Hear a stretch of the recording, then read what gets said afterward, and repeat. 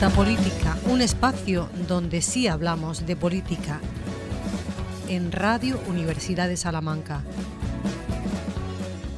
con Fran Cortés y Héctor Centeno. Estás escuchando la 89.0 de la FM, un día más estás escuchando Metapolítica. Pero no te quedes ahí, síguenos en nuestras redes sociales. En Facebook estamos como Metapolítica y en Twitter e Instagram como @metapolítica_.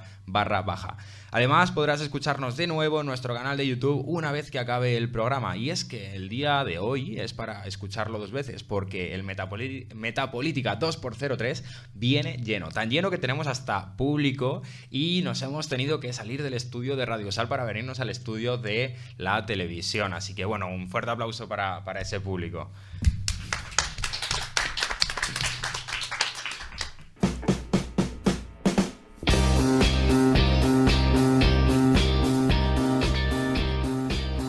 Bueno, pues muchas gracias a los invitados que tenemos hoy con nosotros, también al público. Se puede decir que, bueno, pues también un poco a hacer honor al Día Mundial de la Radio, que fue ayer, y entonces pues esto sería como una muestra de este día, de esta conmemoración. En el programa de hoy vamos a hablar de memoria histórica, justicia transicional y, en definitiva, en cómo España ha gestionado su pasado, su memoria.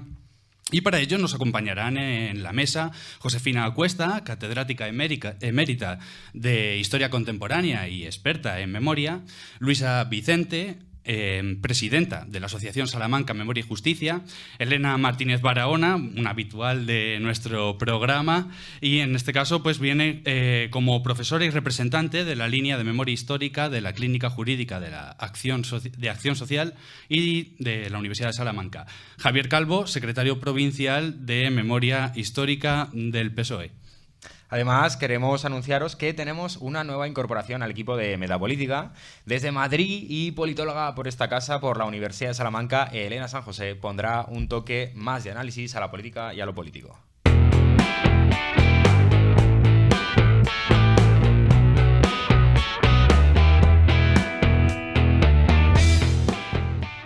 La cuestión de la memoria histórica permanece de sensible actualidad en España. Aquellos que demandan un ejercicio de recuerdo se enfrentan a las críticas de quienes consideran olvidadas las viejas batallas. Es la dualidad recuerdo y olvido institucionalizados, establecidos en la mal llamada Ley de Memoria Histórica del año 2007, la que no permite enterrar el pasado. Esta ley de desmemoria histórica expresa de su silencio cómplice de la amnesia y se muestra reticente con el recuerdo y con la justicia, síntoma de la indigestión de un periodo oscuro. Esto era lo que escribía yo en mi trabajo de fin de grado, dirigido por quien, y creo que se está acordando porque me está diciendo que sí. Esto era lo que escribí yo en mi trabajo de fin de grado, dirigido por quien hoy nos acompaña, por Josefina Cuesta, hace 5 años. Estamos en el 2020. Han pasado décadas, ¿no?, desde la muerte del dictador y desde la venida a la democracia en España. El caso es que, bueno, transición, memoria, justicia serían las palabras que nos acerca a la temática de hoy. Esta semana, Adriana Lastra, vicesecretaria general del PSOE, ha anunciado que el gobierno prohibirá el enaltecimiento de la dictadura franquista. También se ha dicho que se quiere actualizar la ley de memoria histórica.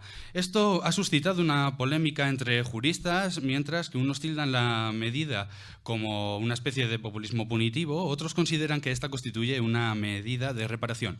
Además, en la esfera política, la medida no ha creado el consenso que se podría esperar entre quienes más abiertamente condenan la dictadura franquista. Pero esto y mucho más vamos a debatirlo en nuestra mesa de análisis.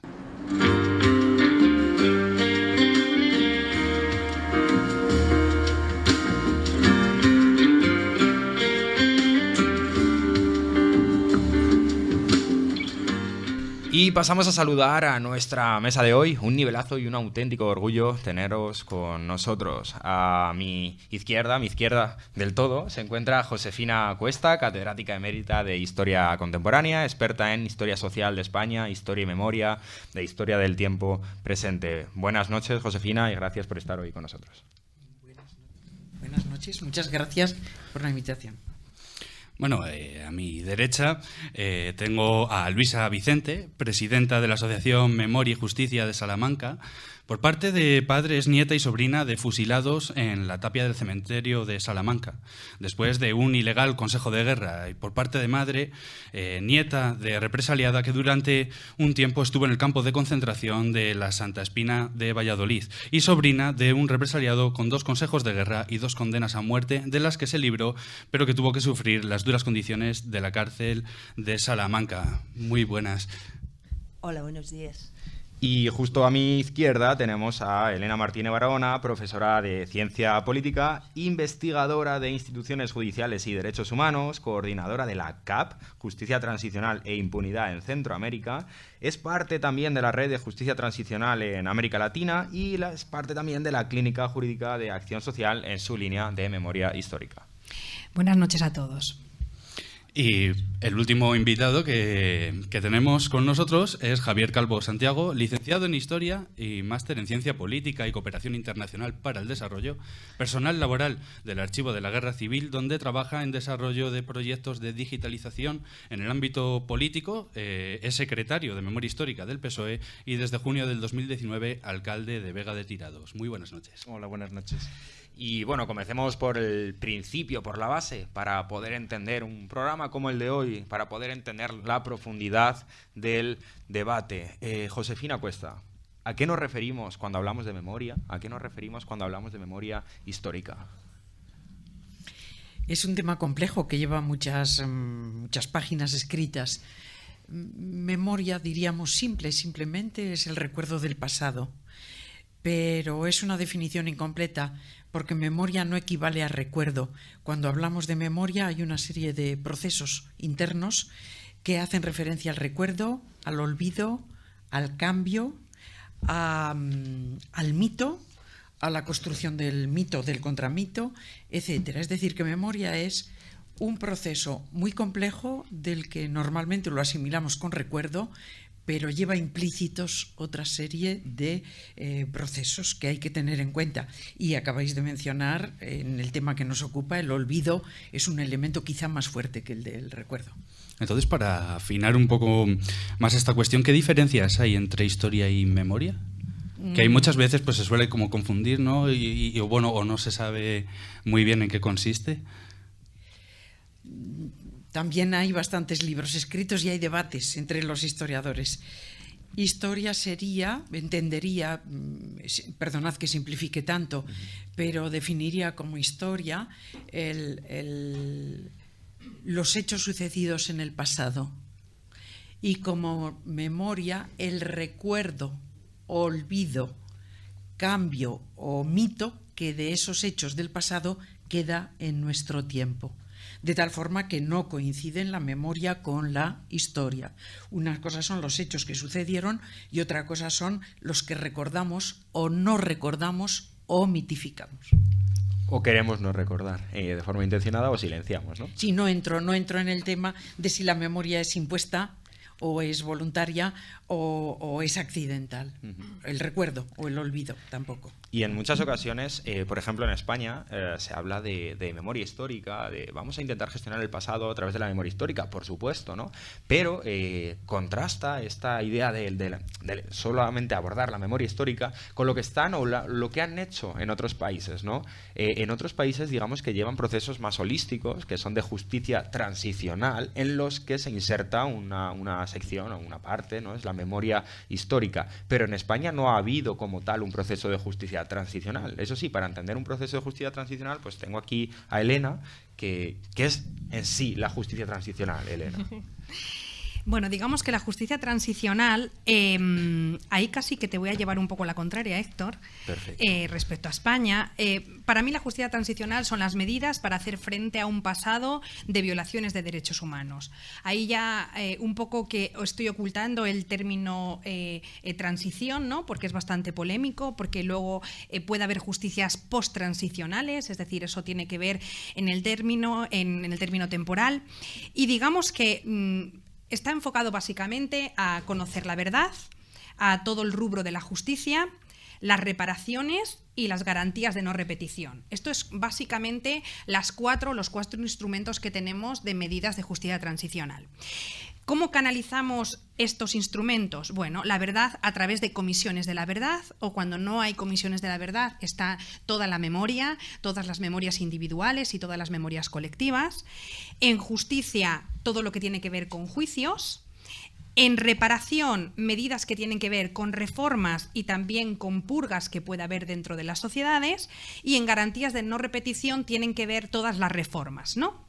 Pero es cierto, y ahí por eso discrepo un poco o disiento con lo que estabas comentando, creo que la negación de estos instrumentos también es una medida de justicia transicional.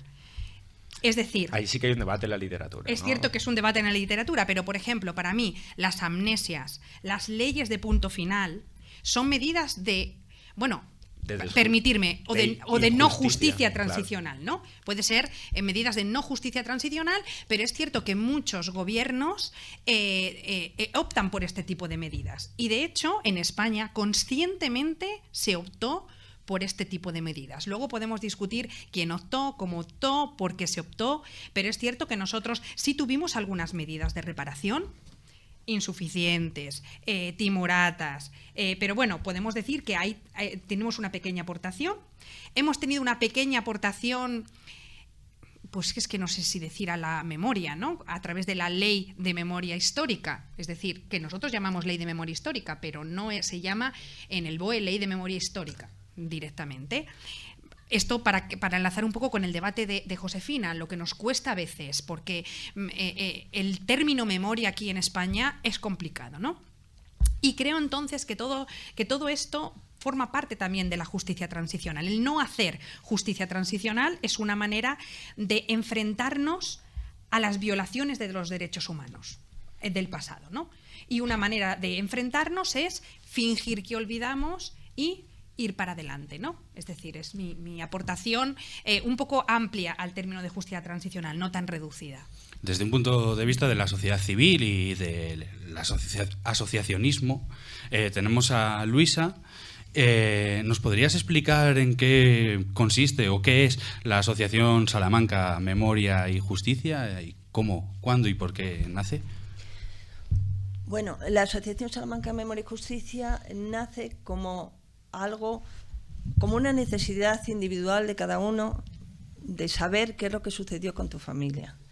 Cada uno por separado sabíamos muchas veces en las familias, sobre todo en España ha habido mucho ocultismo, porque las familias no querían hablar, era algo que había sucedido, era algo que había que tapar, era casi una deshonra ser hijo de rojo, nieto de rojo, porque eran totalmente discriminados.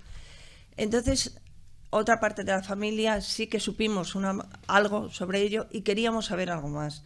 Es muy triste que te digan que tu abuelo, que tu tío, que lo han matado, que ha estado en un campo de concentración y tú no sepas el porqué.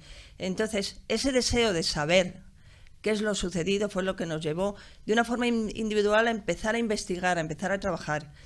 Como personas individuales éramos incapaces de avanzar, porque en la época en que empezó la asociación muchos archivos estaban cerrados, los testimonios no se podían recoger, había un silencio total sobre lo que había sucedido en la guerra y la posguerra.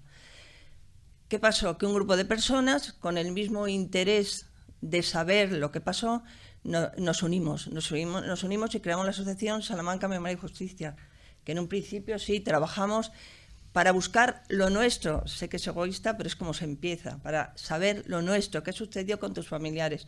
Cuando eso se ha cumplido, cuando sabemos lo sucedido, vemos que alrededor de nosotros hay muchísimas más personas que están en la misma situación y, sin embargo, no tienen el acceso a los medios que podíamos tener ya en ese momento. Y a partir de ahí no solo trabajamos por nosotros, trabajamos por el resto de las personas. Y desde el punto de vista de las instituciones más políticas, de la política más formal, institucional, bueno, pues tenemos aquí a una persona que lo trabaja desde dentro, Javier Calvo. ¿Qué se hace desde la esfera política en términos de memoria histórica? ¿Qué se hace y qué se puede hacer? Bien, pues lo primero deberíamos de posicionarnos dependiendo de la ideología que queramos ver políticamente. Porque si nos ponemos en el ámbito de la derecha, como hemos podido ver, el objetivo es cero hacia la memoria histórica. No han derogado las leyes, pero sí que les quitan el efectivo, la economía, y por lo tanto la ley queda vacía, queda ahogada. Desde el ámbito o el posicionamiento de partidos que son cercanos y partidarios de la memoria histórica, siempre existe algo por lo que trabajar, y en este caso, mientras reivindicaciones de las víctimas no sean convertidas a través de políticas públicas, todavía siempre va a haber un trabajo muy serio por delante hasta conseguir que la verdad, la justicia y la reparación sea un hecho en nuestra sociedad. Claro, decía Luisa que empezaron con la intención de conocer qué es lo que le había pasado a los familiares, ¿no? Sí, exactamente. Pero esto es una cuestión que no solamente ha afectado a 3 o 4 personas, sino que es un problema que es social, y en este sentido pues tiene que haber una serie de financiación, ¿no?, para hacer todos los estudios, ya sean arqueológicos, historiográficos, archivísticos, ¿no? Una pregunta abierta ya para todos. Realmente, ¿cómo veis la financiación en el caso de existir que se ha hecho acerca de esta problemática? Bueno, la financiación, habría que marcar un punto de inflexión en el 2011. Iba a decir que financiación, ¿no? Claro. Bueno, ¿y cómo lo valoráis? El cambio que hubo, el movimiento que hubo, ¿no? De no derogar la ley de memoria histórica como tal, pero sí derogarla de facto, ¿no?, al vaciarla de presupuesto. ¿Qué lectura se puede hacer de eso? Aunque más o menos la tenemos bastante asimiladas, pero Josefina, ¿qué lectura puedes hacer de una derogación, de un vacío de dinero de la ley? Respondo a las dos preguntas. Primero, tema financiación. Creo que hay que partir de una verdad fundamental, y es que todos estos desaparecidos, muertos en la guerra, etcétera, etcétera, son crímenes de Estado. Y por lo tanto, es responsabilidad del Estado la recuperación de esas víctimas y todo lo que llevaría el conocimiento de la verdad, etcétera. Por lo tanto, entiendo que es una obligación del Estado. Esto se ha descuidado dentro de todo el fenómeno de la memoria y de la gestión del pasado. No se ha tenido en cuenta, el Estado no lo ha asumido nunca. Lo que sí ha asumido, que es lo que se decía un poquito antes, ha asumido algunas reparaciones de gente que sirvió a la patria y que se le han reconocido los servicios, etcétera, etcétera, ¿no? O el exilio, algunos, o los hijos del exilio. Es decir, ha habido medidas concretas, que en algún texto lo hemos llamado medidas en migajas, de reparación. En definitiva, en España la memoria nunca ha sido, oficialmente hablando, una actividad del Estado en relación con el pasado traumático. Lo que ha habido son medidas de reparación, tanto con determinados colectivos de militares o cualquier otro, como en la propia ley. La ley del 2007 no es una ley de memoria histórica, es mal llamada así, es una ley de reparación. Es decir, que España ha ido haciendo reparaciones en migajas y aportando en migajas. Ese sería una de las cuestiones. Entonces, financiación debería de haber sido y ser compromiso del Estado. Ahí quiero entrar, y ahí es con el debate. Sí. Y luego, como todo ello ha ido en migajas, pues hemos ido dando normas de reparación a un colectivo, a otro, a varios, etcétera, etcétera. Pero tenemos el gran deber colectivo de qué ha pasado con los desaparecidos, segundo país en el mundo con desaparecidos o personas que no sabemos cuál ha sido su destino final, etcétera, y el deber con los desaparecidos y el deber con los familiares. Son deberes de justicia y son deberes de verdad. Entonces, esto es lo que verdaderamente no se ha acometido por una serie de condicionamientos históricos. Y depende, las fuerzas políticas que estén en el poder le dan una mayor importancia a la reparación o no, y otras determinadas que son bastante herederas de los triunfadores y probablemente de los, diríamos, responsables de estas desapariciones, etcétera, que procuran poner silencio sobre el tema porque prefieren que el tema no se conozca y, sobre todo, que no se hurgue no tanto en las víctimas como en los victimarios. Y es que ahí quería yo enlazar mi idea de que aquí no ha habido justicia transicional. ¿En qué sentido? Yo entiendo la justicia transicional como un proceso holístico y un, digamos, ¿cómo decirlo? Como una estrategia completa de acción a estos 4 niveles. Y es que aquí lo que ha habido es, como bien dice Josefina, lo que ha habido son medidas, migajas, que han respondido sobre todo no a un interés de una reforma del Estado, sino a un interés partidista, electoralista. Recordemos, por ejemplo, la ley de confiscación de bienes, cuando el gobierno de Aznar la amplió también para devolver los bienes confiscados a los partidos políticos a cambio de que el PNV apoyara la investidura. Es decir, que esas han sido migajas que se han ido repartiendo en función del contexto político, pero cuando ponemos la visión en perspectiva, y aquí está Javi, y Javi, bueno, está vinculado muy directamente también a la política y es representante, etcétera, y también sabrá de esto, pero cuando ponemos en perspectiva este tema en una perspectiva comparada y nos vamos, por ejemplo, a América Latina, en América Latina sí que se diseñan, y también lo sabes bien, Elena, porque has trabajado en un proyecto a nivel América Latina, sí que se diseñan planes integrales para reformar los estados en estos 4 niveles. O sea, existen comisiones de la verdad que hacen unas investigaciones magníficas del pasado, emiten recomendaciones a muchísimos niveles. ¿A qué niveles emiten recomendaciones? Reforma de la administración pública, reforma del sector seguridad y defensa, reconocimiento de hechos. Aquí Javi no se ha hecho nada de eso, por ejemplo, o Luisa. Vosotros que estáis también muy implicados en lo que es el campo. Yo, por ejemplo, como bien ha dicho Josefina, todo el tema de las recuperaciones o las ayudas hacia los defensores o víctimas de la República han sido como a gotitas, a un colectivo o a otro. En cambio, por el lado franquista, vamos a llamarlo así, todas sus víctimas fueron exhumadas, o la gran mayoría, provincia a provincia, pueblo a pueblo. Se les entregó las incautaciones de la gente que había defendido la República o que habían sido asesinados. Se les han entregado pensiones, se les han entregado medallas, o incluso se les nombró en su momento funcionarios del Estado. Y esos han seguido manteniendo tanto su posicionamiento económico como el puesto que su familia ocupó, o un posicionamiento social que gracias a ese nombramiento lo han mantenido, y eso no ha sido investigado ni tratado, y eso yo creo que es una de las graves faltas que ha tenido esta democracia de cara a una justicia verdadera y una reparación para conseguir que las víctimas durante 44 años prácticamente han seguido estando sometidas. Y después con la democracia no se les ha recuperado todos esos derechos porque se le han seguido manteniendo a aquellos que durante la dictadura lo tenían.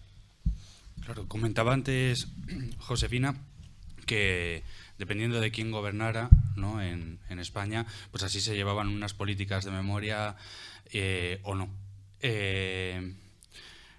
Claro, la cuestión está en que si un partido político, sea el que sea, se considera demócrata, tendría que apostar por estas tipo de políticas, ¿no? Porque, como habéis mencionado al principio, vosotros que sois expertos, porque realmente yo en este tema no soy experto y por eso pues os pregunto, como se trata de unos crímenes de Estado y las responsabilidades de Estado, en tanto en cuanto esto es responsabilidad de Estado, todo partido político democrático debería aceptar este tipo de políticas, ¿no? Ahí yo creo que tenemos que cambiar el lenguaje. Hemos hablado mucho de memoria histórica. No hay ninguna ley que se llame memoria histórica. Han sido de reparaciones, por lo tanto es otro campo, Y en segundo lugar, yo diría como historiadora que habría que dejar de hablar de memoria histórica, que son las memorias de grupos, etcétera. Es un hecho. Y cuando hablamos desde la perspectiva del Estado o desde la perspectiva del gobierno, de memoria democrática, lo que se intenta es construir una memoria democrática, y además yo aquí tendría que felicitar a la mayoría de las autonomías que han redactado y que han aplicado una ley de memoria democrática mucho más avanzada de la ley del 2007 en general, y en general muy interesantes y muy bien escritas, es decir, que son leyes que tienen en cuenta los elementos que señalabas tú. Y entonces diría que empecemos a hablar definitivamente de memoria democrática. ¿Qué sucede? Que este país, dentro del campo de la memoria, tiene una democracia imperfecta. Sabemos que este concepto que se acuñó en Europa de democracias incompletas o democracias imperfectas existe en todos los países. Todos tienen algunas lagunas de democracia, ¿no? Pero en concreto en la española el campo de la memoria es un campo que no ha entrado a fondo en la construcción democrática. Por eso diría yo que a partir de ahora hablemos de construir una memoria democrática, que quiere decir que todos los ciudadanos actuales, pero también los del pasado y los de la historia, tienen el mismo derecho a participar como ciudadanos. Quien está enterrado en una cuneta no tiene la consideración de ciudadanía. Luego ahí estaríamos en esa dimensión incompleta de nuestra democracia en el campo de la memoria. ¿De qué se trata? De que tenemos que seguir obligatoriamente construyendo memoria democrática si queremos completar nuestra democracia. Sí, yo es que creo que estamos a años luz de muchas cosas. De verdad, es que han pasado ya más de 40 años de la democracia y tenemos un partido político ahora mismo que ha surgido, Vox, y que surge por lo que surge y dice lo que dice, y lo peor de todo es que la gente lo aplaude. Hay una frase que, mira, me la tengo aquí apuntada para decirla bien porque me encanta, siempre en todos mis cursos las digo, de Gregorio Morán, que indicaba que la primera derrota ética de la oposición fue considerar que solo podía integrarse en la vida política a cambio de garantizar la impunidad respecto al pasado. ¿Esto qué quiere decir? Que la impunidad fue empujada por todos. Es decir, unos porque creían que la única manera de integrarse en la vida política era hacer que olvidaban, y la victoria del resto es decir, bueno, nosotros os admitimos siempre que esto no se toque, ¿no? Y este era un pacto que parecía que no se iba a tocar. Y no se iba a tocar porque no se han tocado las instituciones judiciales, porque no se han tocado las instituciones educativas en algún respecto, porque todavía a nuestros niños y a nuestros mayores y en la universidad todavía no se enseña nada de esto a veces. Es decir, yo tengo colegas que no tocan este tema cuando hablan de política española, porque menudo marrón. Y claro, es decir, nosotros no nos pueden contar que llegó la guerra civil, luego vino Franco, hizo muchas obras públicas y llegó luego la transición. Es que se cuenta así. Es decir, ya no solo es la memoria democrática, es decir, hay tanto por hacer que yo creo que fue una decisión. Es decir, yo puedo entender todas las decisiones en la transición, todas. Recordemos que Franco no tuvo ninguna revolución, que Franco murió en la cama, en un hospital, que murió fenomenal. Bueno, fenomenal no, pero estuvo aquí 40 años sin ningún problema y nosotros transitamos y nos vendieron que transitamos muy bien. Cuéntame, hizo hasta programas, una transición fenomenal, pacífica, modélica, ¿no? Que luego ahora empezamos a hablar de la transición sangrienta, de todos los huecos que hemos tenido. Es decir, a 40 años han tenido que pasar 4 décadas para que empecemos a concienciar que aquí hay muchos déficits, pero muchísimos déficits. Y hay muchísimas cosas por hacer, efectivamente. Y, por ejemplo, yo creo que tanto desde la Clínica Jurídica de Acción Social, de la que la ENA hoy viene como representante, como de la Asociación de Memoria y Justicia, que preside Luisa, se están haciendo muchísimas cosas en este sentido, ¿no? En el ámbito de retirada de monumentos, ¿no? De monumentos o de simbología franquista. ¿Nos podrías contar un poco, Luisa, qué estáis haciendo para abordar esta cuestión en concreto? Porque, claro, esta cuestión sigue de actualidad, lamentablemente. Bueno, primero quería comentar sobre que tenemos una democracia imperfecta. Os voy hace 2 años, en el Congreso de los Diputados, hubo un homenaje a los exiliados. Era la primera vez en todos los años que llevábamos de democracia que un representante del gobierno pedía perdón en nombre del gobierno de España por los crímenes cometidos durante el régimen franquista. Nos tocó llorar. Lloramos, porque nunca habíamos encontrado eso. Hablamos de una democracia imperfecta. A la muerte de Franco hay una transición, en ciertos países políticos fue una transición modélica. No hubo enfrentamientos, no hubo sangre, pero esa transición llega a la democracia, una democracia prácticamente consensuada. Resulta que nos encontramos con que los ministros de Franco pasan a ocupar los altos cargos de las empresas. Si el Tribunal Supremo eran 16 jueces, voy a hablar un poco de memoria, los que lo formaban, 10 eran jueces franquistas. Nos imponen una monarquía, nadie hemos votado para ver si queríamos o no queríamos monarquía. En la democracia yo creo que todo se vota, todo se consensúa, todo se aprueba, pero contando con todos los españoles. Entonces, a partir de ahí, ¿qué podemos esperar? una democracia imperfecta en la que no se ha asumido todavía los crímenes del franquismo. He oído decir que la democracia está basada o está apoyada, las bases de la democracia, en las losas del franquismo. Sí, claro. O en las fosas, o como queráis llamarle. Y ahí estamos. Entonces ya vuelvo al trabajo de la asociación. El trabajo de la asociación, lo primero que hicimos fue investigar. En Salamanca no hubo guerra civil. Salamanca no había pasado nada, en teoría, claro, no había pasado nada. Entonces lo primero que necesitamos era investigar, saber, conocer a la perfección lo que había pasado aquí en Salamanca.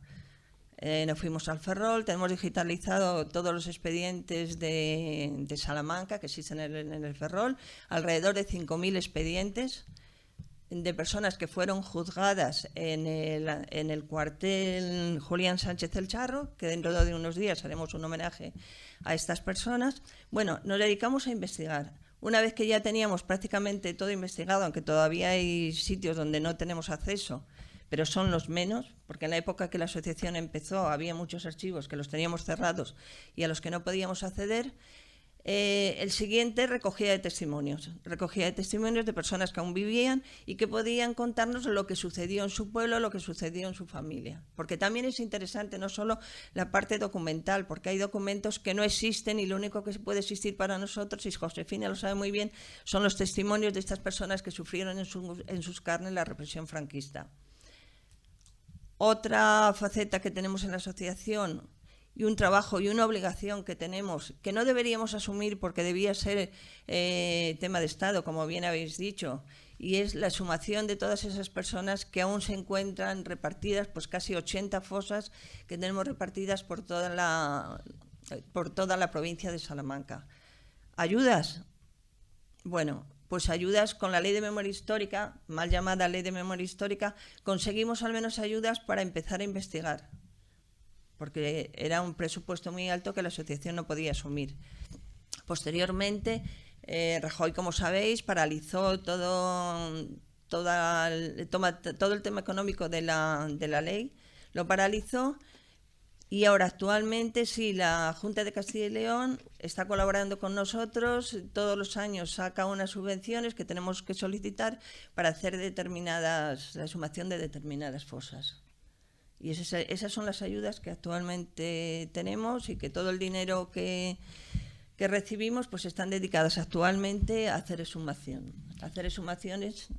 Si me permites, sí. Quisiera decir que la Junta de Castilla y León, aunque tiene una pequeña norma y tiene algunas ayudas, es una de las pocas autonomías que ni se ha planteado ni está pensando en hacer una ley de memoria democrática. Esto hay que decirlo públicamente, hay que a ver decirlo. Cuándo les llega el momento. Lo hemos pedido porque todas las asociaciones que estuvimos allí, que planteamos las necesidades que teníamos, lo primero que solicitamos es una ley de memoria histórica. Contestación de la Junta de Castilla y León. Ya existe una ley de memoria histórica y cualquier tema que queramos solucionar nos vamos a ir a la ley de memoria histórica. Con lo que ahí se quedó, es un decreto que contempla ciertos compromisos de la Junta, estas ayudas económicas con las que estamos realizando estas actividades, pero ahí nos quedamos. Sí, yo quería decir que, claro, que hablamos de la ley de memoria histórica, pero no tenemos... Lo acabo de buscar en el Wikipedia, que es lo que mejor sirve para ir rápido. Os voy a decir un poco cómo se llama esta ley, porque siempre decimos mal llamada. Es la ley por la que se reconocen y amplían derechos y se establecen medidas a favor de quienes padecieron persecución o violencia durante la guerra civil y la dictadura.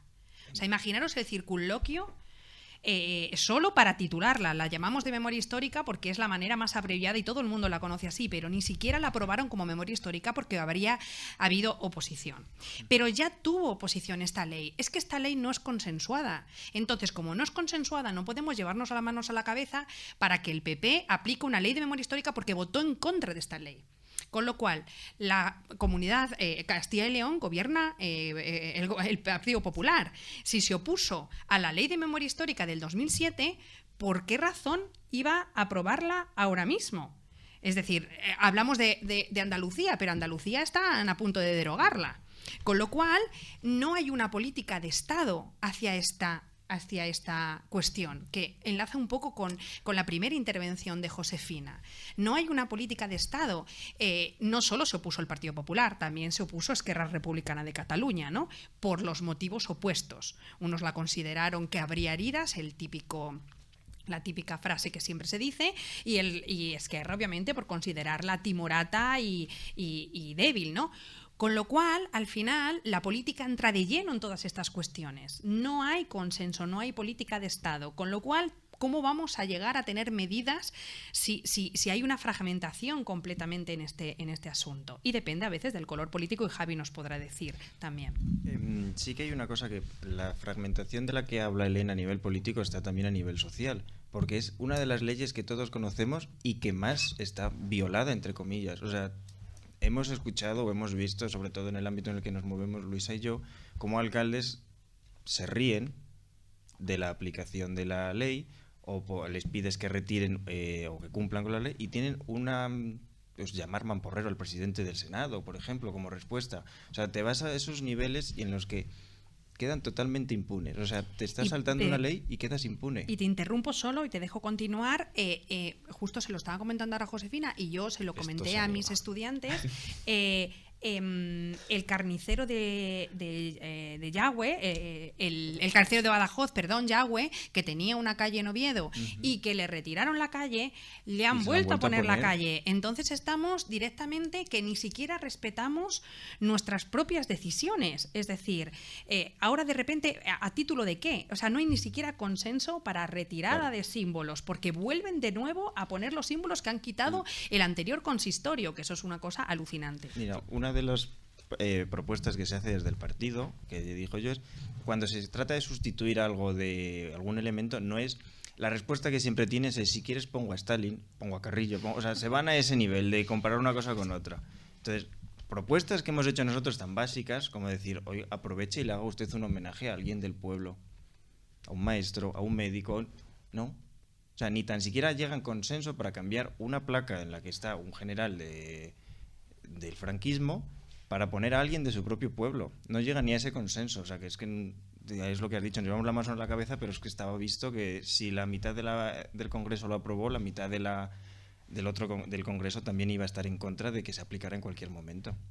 Claro, y yo vuelvo, he apuntado dos cosas nada más cuando Luisa decía que es que aquí no se impartió justicia porque los jueces eran franquistas, claro. Y tú dices, Javi, es que no hay consenso, no hay consensos, etcétera. Y luego Elena dice, es que aquí es imposible aplicar una política de Estado, claro, porque no hay consensos, claro. ¿Y por qué no se puede transicionar de una manera, digamos, adecuada? E insisto, y es que quiero ser muy pesado en esto, pero es que es así, es que aquí no ha habido un proceso de justicia transicional, porque cuando hay un proceso de justicia transicional, aparte de las medidas que he dicho, otras de las medidas son las reformas educativas, la depuración de la justicia, etcétera. Depuración que también es una de las políticas aplicadas también, sobre todo en las repúblicas satelitales soviéticas, e incluso cuando la justicia del país no es suficiente para aplicar estas medidas, para transitar o para liderar la transición desde el punto de vista judicial, tenemos un caso que fue, si no me equivoco, Elena, fue en El Salvador, donde se declaró, digamos, nula la justicia y se dejó en manos de la comunidad internacional, y fue así. Pero aquí no pasó. Entonces aquí no ha habido procesos de justicia transicional. Y es que yo, cuando en los debates públicos, en los medios, en la política, se está hablando de memoria histórica, por supuesto que tiene que haber memoria histórica, sí, que no la hay. Pero es que tiene que ser mucho más. Aquí tiene que haber un proceso holístico, tiene que haber una estructura, y no la hay. Y creo, Javi, es como crítica, creo que no estáis teniendo en cuenta la dimensión de la transición, porque solo os tenéis a la memoria histórica, y encima es una batalla que la derecha la está ganando con el relato. O sea, es decir, que creo que debe haber mucha autocrítica en ese sentido a nivel político, porque no está habiendo... claro, el problema...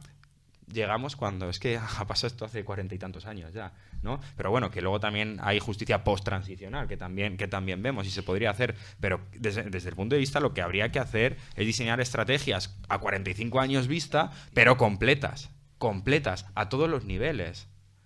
Y Elena me levanta la mano. Sí, es que yo creo que avanzamos mucho cuando no tenemos ni lo básico. que algo ha dicho, que algo se ha dicho aquí también. Es que los muertos nuestros están en las cunetas todavía. Pero de verdad que somos el país, hay datos que somos el segundo país con mayor número de desaparecidos después de Camboya. Pero yo esto lo cuento a mis alumnos y me miran como si yo fuera extraplanetaria. Pero de verdad, es que ya no hablamos ni de educación. Ya hablamos de que no podemos tener fosas comunes en un país democrático. Es que es lo mínimo, ¿no? Mira, en Salamanca, que no hubo guerra, no pasó nada, estuvimos desde el día siguiente, el día 19, estábamos al lado de Franco. Y ahora mismo puede haber en fosas alrededor de 1000 personas. En Salamanca. Que tenemos, no hubo frente, no hubo guerra, no hubo absolutamente nada.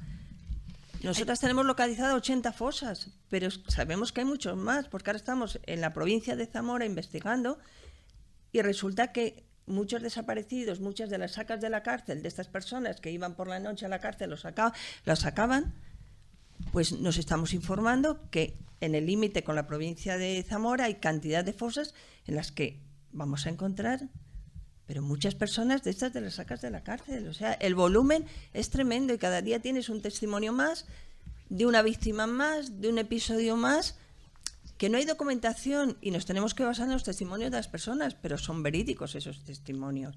Y el volumen de lo que aquí sucedió, que en teoría Salamanca no pasó nada, lo tenemos ahí. Y Luisa, ¿cómo es el proceso para exhumar una fosa? ¿Tenéis dificultades para llevar a cabo el proceso? Tenemos de todo. Tenemos de todo. Tenemos ahora mismo, cuento el caso, además estamos ahí metidos, una fosa que hace en la provincia en la comarca de Ciudad Rodrigo, Pedro Toro, una pedanía a 2 kilómetros de Ciudad Rodrigo. Hace como 8 años iniciamos una exhumación. Cuando estábamos en plena exhumación, la dueña nos lo paró. Dijo que no continuábamos, cerró la finca y nos dejó a la puerta, ni tan siquiera para poder, en cierta forma, tapar la zona que ya teníamos descubierta. Hace como 2 años, y gracias al ayuntamiento en aquel momento de Ciudad Rodrigo, que era del Partido Socialista, y nos dio ese apoyo, hizo un embargo hacia esa finca para que pudiéramos hacer la exhumación. Vale, esta persona era contraria a esa exhumación. Yo recurrí al cielo y a la tierra y a todo lo que hay para que nos dejara hacerla. Ahora nos hemos encontrado que esa fosa no aparece. ¿No aparece? No, tenemos testimonios exactamente del sitio donde estaban y esos cuerpos no aparecen. ¿Por qué la negativa de esa persona a hacer una exhumación cuando, de cierta forma, tu finca quedaría liberada de unos restos de unas personas? Y lo dejo ahí. Lo dejo ahí. Sin embargo, vamos a otros sitios, por ejemplo, también en la comarca de Ciudad Rodrigo, Castillejo de Martín Viejo, unos terrenos propiedades de la duquesa de Alba. Le solicitamos permiso porque teníamos allí una fosa, teníamos testimonios de pastores, de niños de aquella época que contemplaron cómo los asesinaron, dónde los enterraron, y pedimos permiso y sin ningún problema. Para abrir, incluso a la hora de cerrar, nos dijeron que no nos preocupáramos, que ellos con la maquinaria que tenían nos cerraban esa fosa. Ahora mismo tenemos otro caso, Castillejo también de Martín Viejo, de un cementerio. Escribimos al obispado, porque era el obispado, y el mismo vicario me llamó hace unos días diciendo que contábamos con toda su autorización y la colaboración que necesitáramos. Por eso te digo que tenemos de todo. ¿Y tenéis financiación pública? Sí, actualmente lo que tenemos es esta subvención que da la Junta de Castilla y León, que presentamos un proyecto para unas fosas que tenemos ya localizadas con la autorización correspondiente y tenemos una subvención por parte de la Junta para hacer normalmente lo que es la exhumación en sí, en cierta forma la realizamos nosotros, pero lo que más coste lleva son los análisis de esos restos, poder identificarlos, hacer los ADN de los familiares para poder entregárselos y luego que cada uno lo entierren en el sitio que ellos consideren más oportuno. Bueno, vamos a ir pasando ya al siguiente bloque, que ya se nos está llegando casi a la hora del programa. Hay una cuestión que sale continuamente cuando se está hablando, pues eso de de la mal llamada memoria histórica. Ya he aprendido, que nos han enseñado los invitados de hoy. Como digo, yo soy el único no experto en la mesa, entonces por eso pues prefiero que hablen ellos. Pero sí es cierto que en el debate público pues lo que nos encontramos es con una especie de polarización, ¿no? Parece como que el lenguaje guerra civilista salta a la palestra cada vez que salen estos temas, pero como muy bien acaban de comentar los expertos, esto fueron crímenes de Estado y por tanto es una responsabilidad del Estado, y cualquier partido demócrata que se considere demócrata pues debería apoyar este tipo de medidas de reparación. La cuestión es que en la actualidad lo que nos hemos encontrado, y bueno, lo que ha salido esta semana, que comentábamos al principio, es acerca de una nueva ley de la mal llamada memoria histórica y también acerca de castigar la apología del franquismo. Se ha entrado en el debate público como con estas denominaciones, ¿no?, de medida de reparación o populismo punitivo. Esta pregunta la vamos a pasar ahora a la mesa, pero antes de que respondáis, pues bueno, pasamos con un audio de Elena San José que nos acaba de enviar esta mañana. Buenos días a todos. Bueno, respecto al tema que tratáis en el programa de hoy, yo la verdad es que no soy muy partidaria de esta nueva medida que ha propuesto el Gobierno, por varias razones. Para empezar, porque ya existen varios delitos tipificados en el Código Penal que cubren casos graves de odio y de apología, ¿no?, como los que se encuentran en el artículo 510 y en el 512.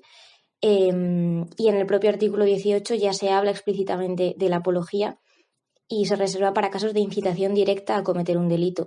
Y yo creo que debería quedarse tal cual está recogido, ¿no?, como algo completamente excepcional. En segundo lugar, porque creo que no tiene mucho sentido penalizar el ensalzamiento de hechos cuyos autores están amnistiados. Creo que habría que empezar por derogar esa amnistía y por promulgar una ley de memoria histórica que verdaderamente profundice en la cuestión. Recuerdo que esta, entre otras cosas, ni siquiera menciona el término memoria histórica, la que está actualmente vigente. Y luego, en tercer lugar, porque creo que para combatir los residuos del franquismo hay estrategias más eficaces, sobre todo en materia de educación y en materia de justicia, y que son bastante menos problemáticas en términos de libertad de expresión, ¿no?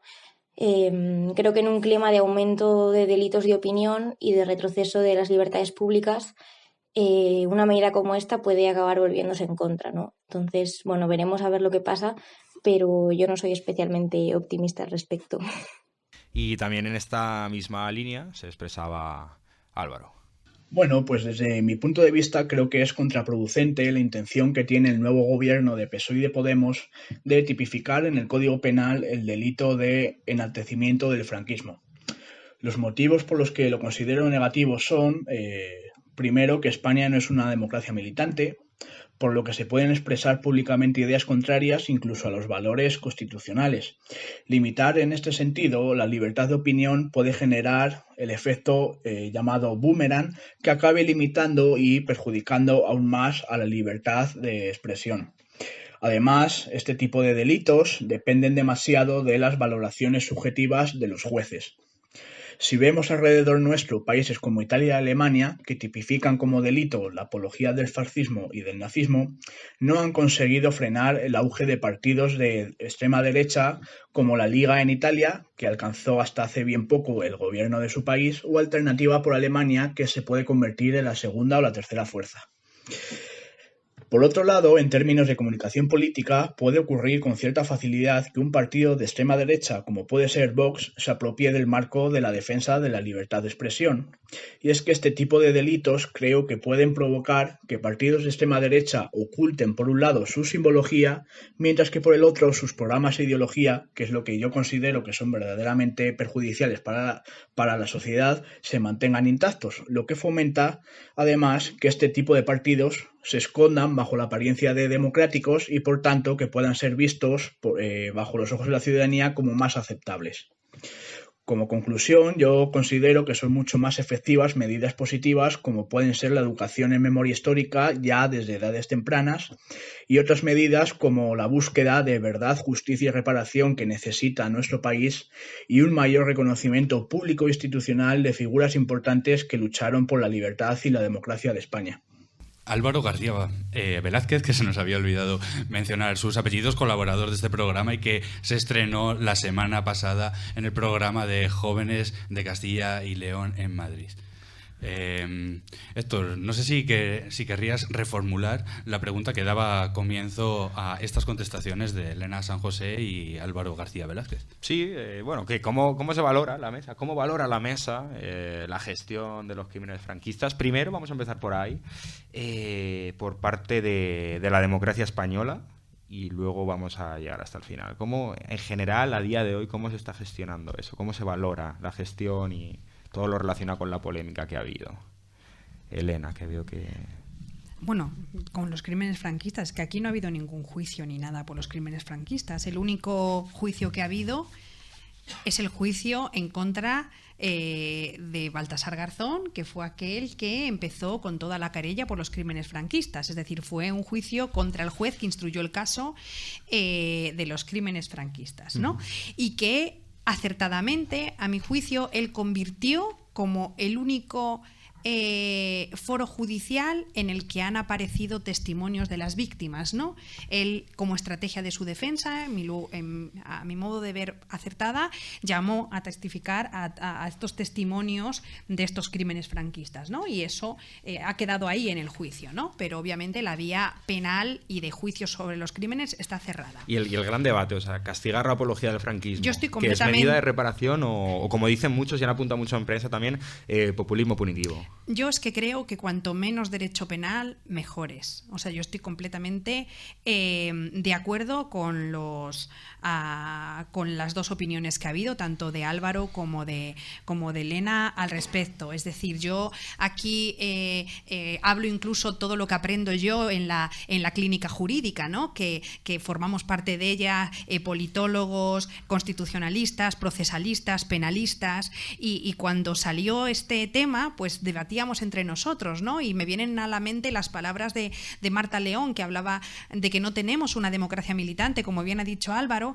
pero también que no hay que penalizar ideologías o sentimientos, sino conductas. Eso es lo que hay que penalizar, porque si no, esto es un estiramiento conceptual que nos puede ir en contra, sobre todo para transformar este debate en ofendidos, ¿no? En que está coartando este gobierno la libertad de expresión. Y esa es la opinión de una jurista también, politóloga, pero ¿cuál será la opinión en este tema de una historiadora como Josefina Cuesta? Yo diría que es una opinión de juristas. Es una opinión especializada, porque estaríamos dentro del campo jurídico y entiendo que son los especialistas los que deberían defenderla y decidirla, proponerla a la sociedad y la sociedad decidir sobre los argumentos de especialistas. Veo que en la defensa o no defensa de la apología algunas se han señalado aquí, del franquismo, apología del autoritarismo,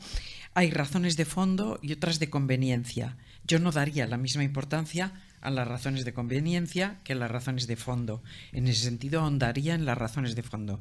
No obstante, y sabiendo que es opinión de juristas y que los demás somos profanos, sí me atrevería a recordar aquí algunas razones que se emitieron ayer, por ejemplo, en alguna de las televisiones.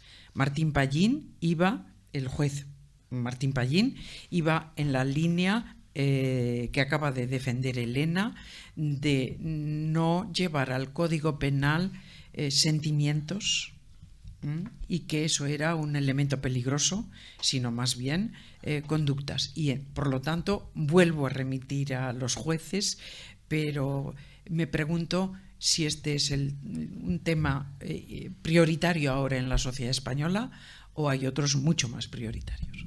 Antes de que nos den su opinión, siempre y cuando quieran hacerla, Javier y Luisa, ha salido un término que me parece muy importante y sobre todo, bueno, pues si no se entiende, que es el de democracia militante, porque es una de las cuestiones que habéis apelado tanto Álvaro García Velázquez como Elena Martínez Barahona como razón de peso con respecto a esta cuestión en términos jurídicos, ¿no? Entonces, si podrías comentar un poco este concepto y con respecto, pues a lo mejor que esto se hace en relación de política comparada, ¿no? Con cómo se ha desarrollado en otros países. Bueno, digamos que España en ese sentido es bastante neutra, es decir, deja cabida a diferentes ideologías, ¿no? Es decir, no las penaliza, no hay ninguna, aparte de decir España es un Estado democrático de derecho, ahí va, pero no hay ningún articulado en la Constitución que defienda otra cosa, ¿no? Con lo cual no hay una toma de partida, y lo sabemos por la manera en la que fue creada nuestra Constitución, ¿no? Es decir, era imposible que fuera de otra manera. Con lo cual, o reformamos la Constitución, es decir, o esto es una cosa que tampoco es tan relevante. Decía Elena San José que si el gobierno quería hacer algo realmente bueno, pues que derogue la ley de amnistía, como le están diciendo los organismos internacionales. Empecemos por ahí. Empecemos a derogar la ley de amnistía, ¿no? El perseguir ideologías y el perseguir sentimientos es complicado, porque ¿quién dictamina todo esto? Un juez. Bueno, entonces, depende del juez que te toque. Porque viendo cómo van todas estas cuestiones, pues al final, si nosotros tenemos un tipo penal que no se va a poder aplicar o que se va a aplicar defectuosamente, como pasa con lo de los delitos de odio, el enaltecimiento al terrorismo, al final, ¿para qué seguir reformando el Código Penal para no llevar a cabo nada, ¿no? Es decir, es como humo, ¿no? Es bonito, es efectivo, entiendo el deseo, Me pregunto, si no hubiera surgido con este poder Vox, ¿este tema estaría en la palestra pública?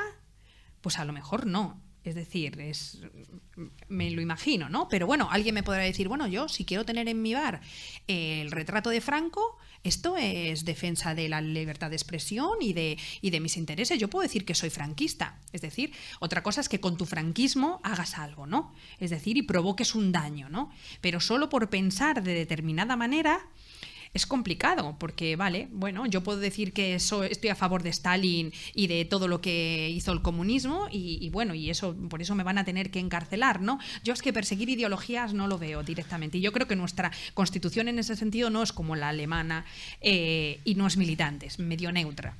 Javier o Luis. Sí, a ver, lo primero que no deja de ser una idea y todavía no sabemos cuál es la redacción que se va a llevar al Congreso de los Diputados, pero aún así la pregunta es, ¿qué podemos entender por apología al franquismo? Exactamente, porque eso es dejando, como acaba de decir Elena, libre interpretación. Podemos llegar a decir que alguien que diga, en mi zona se han construido hospitales, se avanzó en materia social, está haciendo apología. Ya es libre interpretación sobre ese tema. Entonces, esa persona ya puede ser penada por el código.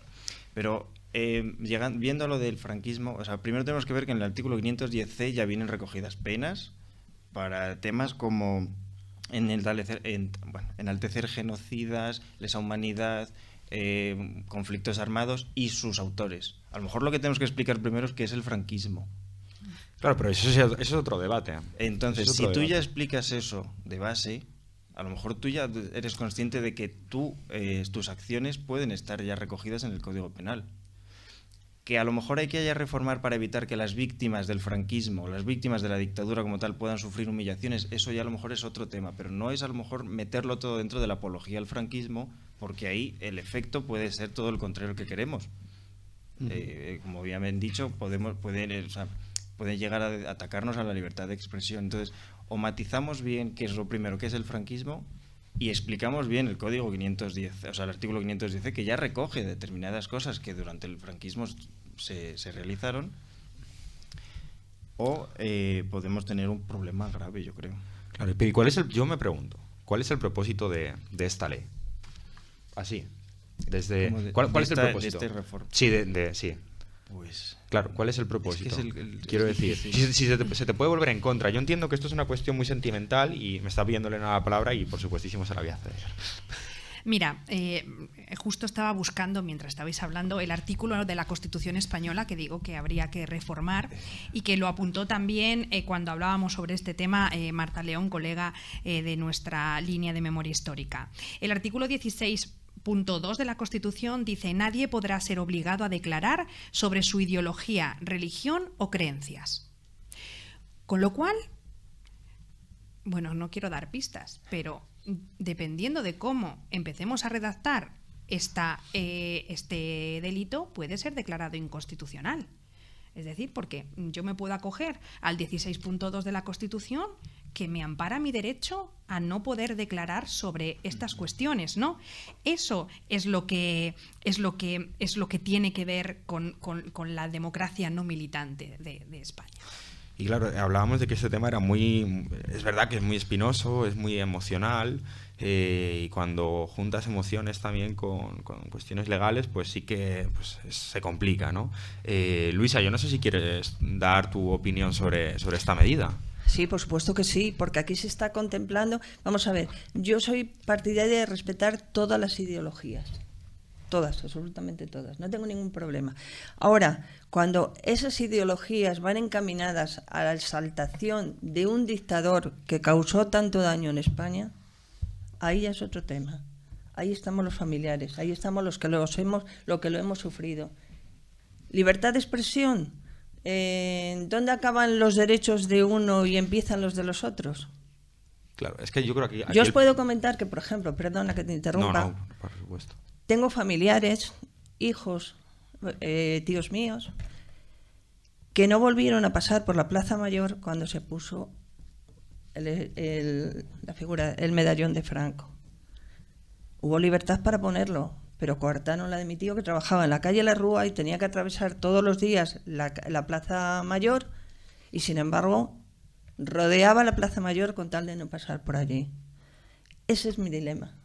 No el respeto a ideologías, pero cuando esa ideología va encaminada a la exaltación de un asesino, y perdonar que sea mi expresión así de fuerte, a un asesino, entonces ahí donde empieza y donde acaba su libertad y la mía, su derecho y el mío, independientemente de las leyes. Pero yo creo que también hay que contar con los familiares y también qué opinan ellos. Yo creo que han sido tantos años en los que no ha habido ninguna compensación por ningún lado, ni a nivel judicial, ni de compensación de ningún tipo, que creo que es necesario. Y tú decías, ¿para qué se ha hecho?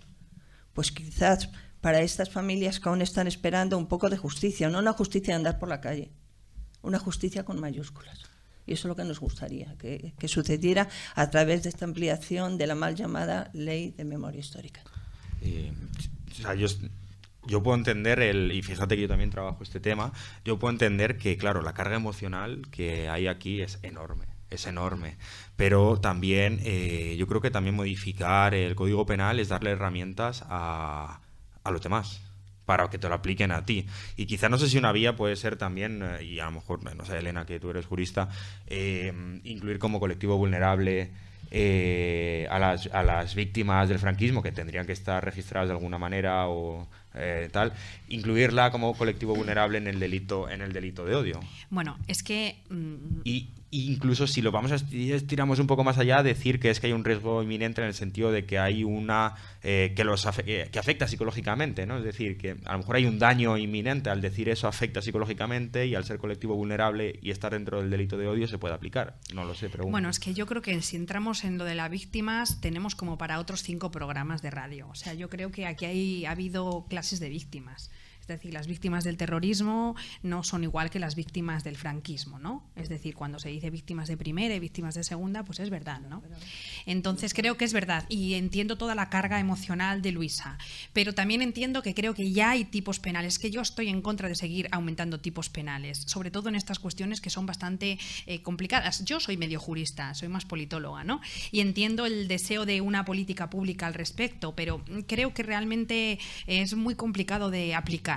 Y por eso creo que es innecesaria, porque ya hay unos tipos penales aplicados en todo esto. Y enlazando con algo que también decía Josefina, es que y también Luis, hay muchas cosas por hacer. Yo creo que esto no es importante, no te estoy diciendo que no, pero como no creo que sea efectivo, o sea, creo que tiene sus complicaciones, creo que es necesario hacer otras cosas. Hay otras cosas prioritarias. Abrir los expedientes de los torturadores, dar publicidad, quitar medallas, quitar títulos honoríficos, abrir fosas comunes, empezar a conocer lo que pasa, educar, saber lo que pasó directamente. Es decir, hay tantas cosas. Reforzar la ley de víctimas, ¿no? Es decir, y reconocer derechos, que se devuelvan propiedades incautadas, que anulación de prejuicios. Es decir, hay tantas y tantas cosas por hacer que creo que abrir el melón justo por ahí, pues a lo mejor no nos lleva a una cosa que sea realmente efectiva. A mí no me hace mucha gracia, pero entiendo el contexto y entiendo que el gobierno necesite o quiera que por ahí se pueda llegar a realizar algo. Mira, Elena, creo que has dado con la palabra clave, la educación. Si estamos ahora mismo como estamos, ha sido una falta de educación.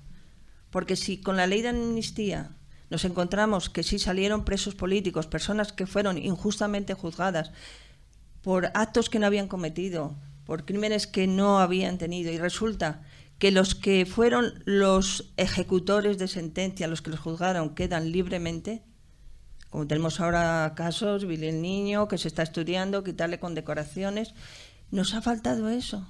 O sea, reconocer lo que supuso esa época tan terrible para la historia de España, como fue la guerra y la posguerra, que eso se conozca, y yo creo que no hubiéramos llegado a los extremos que ahora mismo estamos llegando, con un partido de extrema derecha, con un enaltecimiento de esa época tan terrible que vivieron tantos españoles. Si la educación realmente se hubiera aplicado, yo creo que estos problemas no existirían.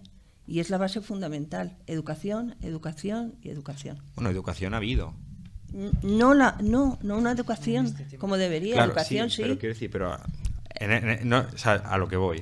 Educación ha habido, reformas educativas han habido. Sí, pero no. ¿Con qué objetivos? Claro, y aquí entramos en el objetivo de silenciar, en el objetivo del olvido. Ahí, pues es lo que digo. Claro. O sea, sí, porque por ejemplo, desde la asociación, de mi punto de vista particular, yo no quiero una historia particular mía. No la quiero. Quiero una historia de España de esa época real, porque tenemos la suficiente documentación, los suficientes documentos y testimonios para que se conozca esa historia, que ninguno de los que estamos metidos en memoria histórica queremos que sea nuestra historia, que no la queremos. Porque hubo errores por las dos partes. Vamos a estudiarlo eso, con el conocimiento de la verdad real, o sea, no partidista. Y que la gente, a través de la educación, conozca esa historia. Y siempre estamos cansados de decirlo, para que no se repita. Porque realmente es así. Podemos repetirla. En estos momentos, la situación de España, para mí, es un inicio de lo que en su momento pasó con la República. O sea, si vamos estudiando paso por paso ese enaltecimiento de la bandera, hombre, todos queremos la bandera española, por supuesto, somos españoles. Lo que no quiero es un trapo. Claro, y en este sentido, a mí lo que me extraña es que todos estamos de acuerdo en que el problema de España es educación en este sentido, ¿no? En memoria histórica, en el pasado, en historia. Sí, totalmente de acuerdo. Y lo que me extraña es que si no tenemos esa base, ¿cómo estamos aplicando las políticas que estamos aplicando? Por ejemplo, una es esta, que se te puede volver en contra perfectamente. O otra política, por ejemplo, es, una vez debatíamos en la facultad, de hecho en la clínica jurídica, es decir, si con un gobierno, por ejemplo, del Partido Popular, creáramos una comisión de la verdad, creo que es lo más peligroso que podría pasar. ¿Por qué? Porque siempre has dicho, no, yo ya he creado una... Imaginemos que la crea. Ya he creado una comisión de la verdad, la vacía de contenido y ese tema ya está zanjado.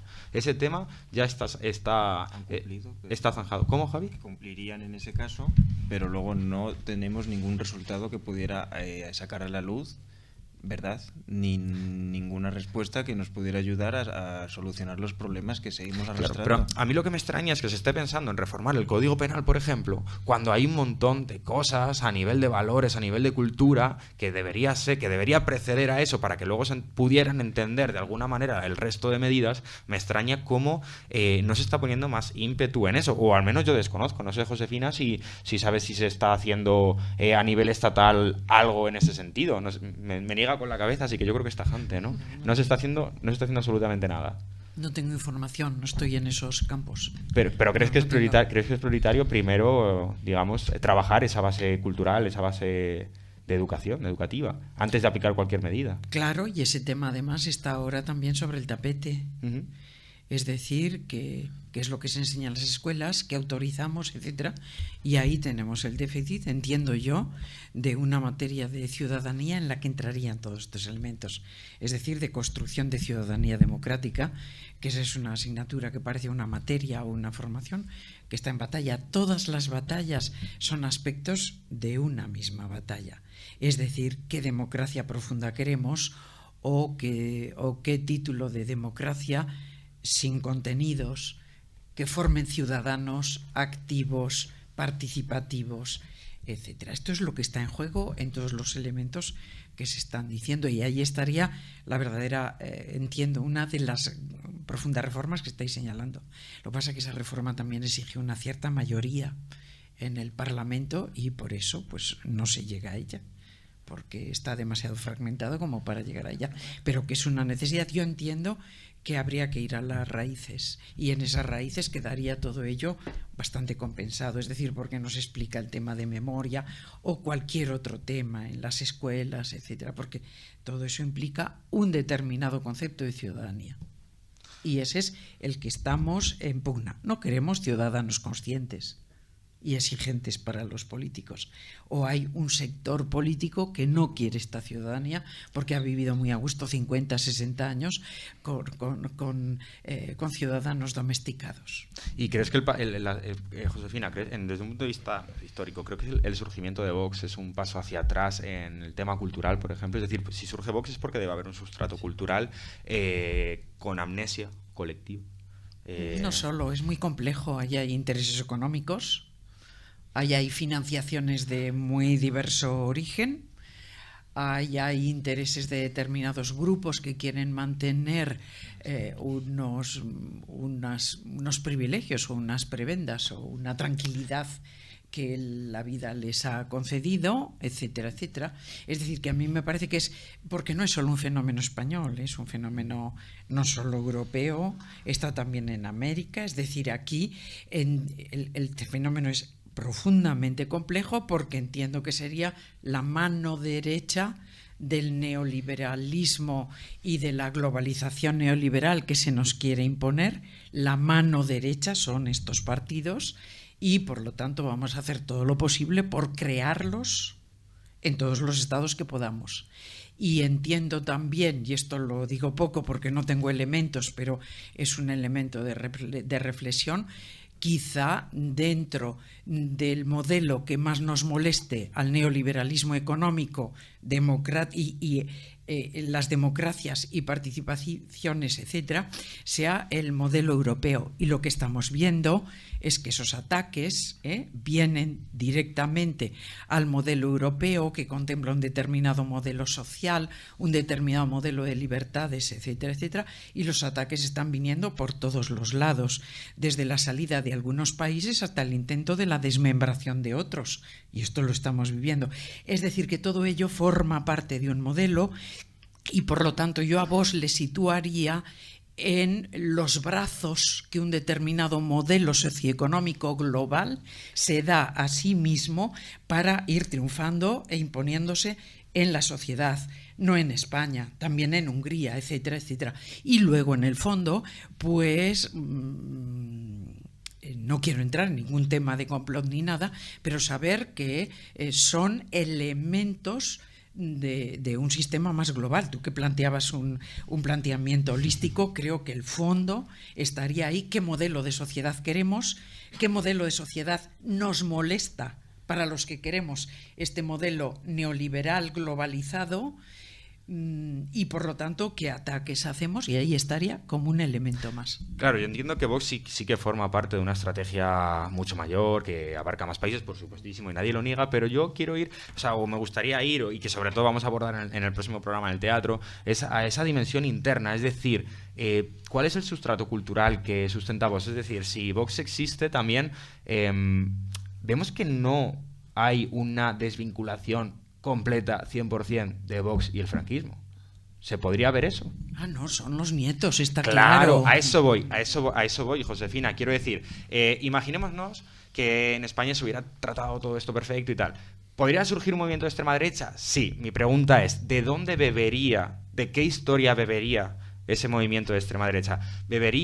¿Habría una herencia del franquismo o surgiría debido a otro tipo de condicionantes, globalización, etcétera? A eso voy, hay un componente nacional del que Vox bebe de ahí.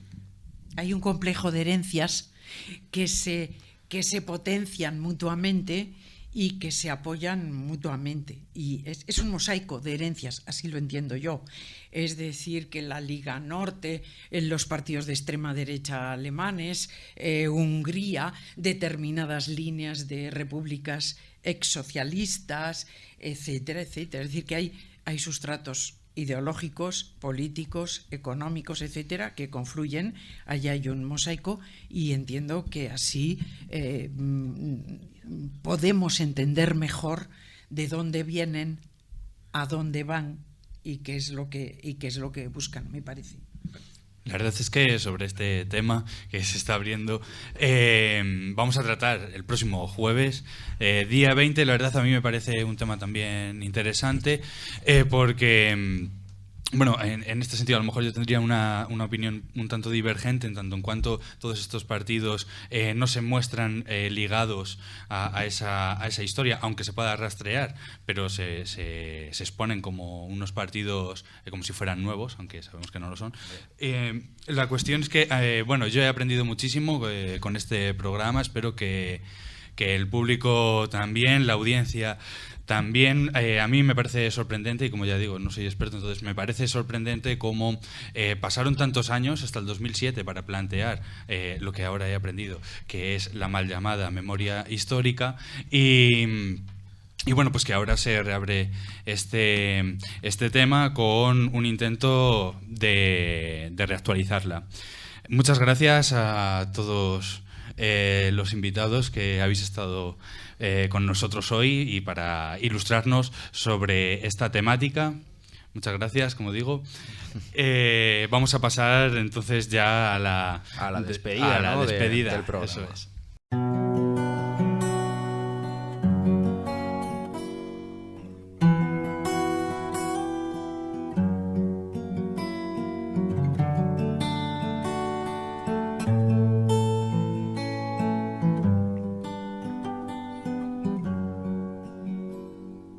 No olviden que no hace tanto tiempo, tiempos que no se deben de borrar.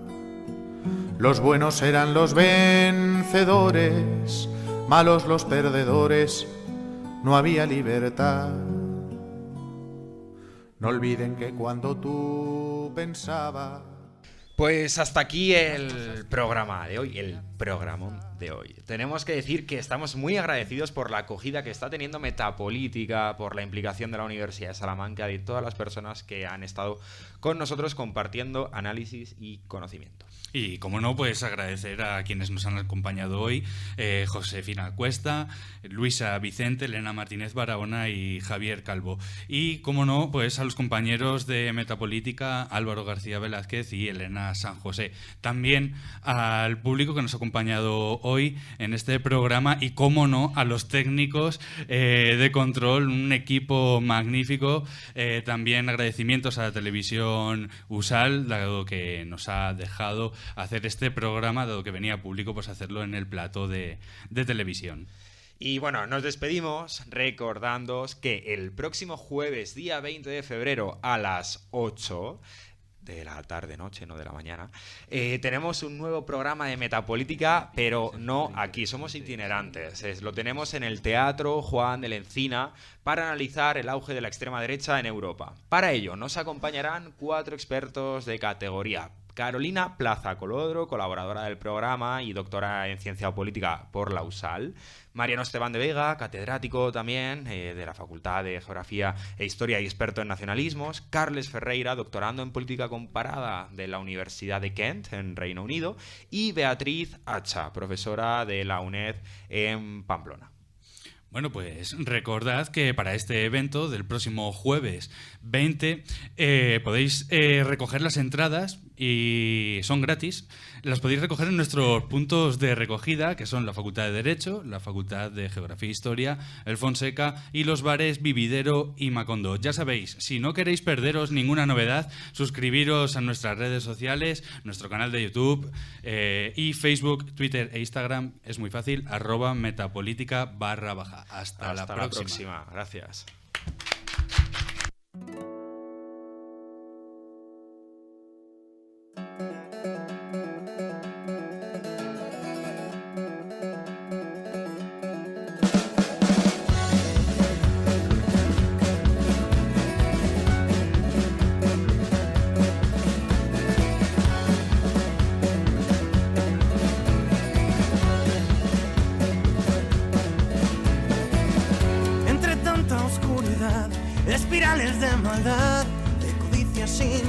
que aniquila la verdad. Se desangra la ciudad y los pueblos sufren más ante tanta hipocresía.